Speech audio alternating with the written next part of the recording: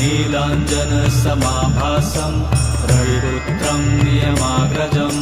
छायामार्तण्डसम्भुतं तं नमामि शनैश्चरम् नीलाञ्जनसमाभासं रविपुत्रं नियमाग्रजं छायामार्तण्डसम्भुतं तं नमामि शनैश्चरम् नीलाञ्जनसमाभासं रविपुत्रं नियमाग्रजं छायामार्तण्डसम्भुतं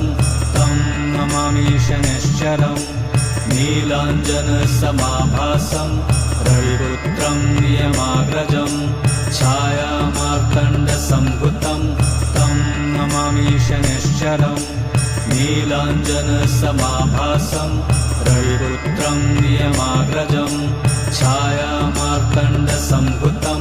तं नमामि शनैश्चरम्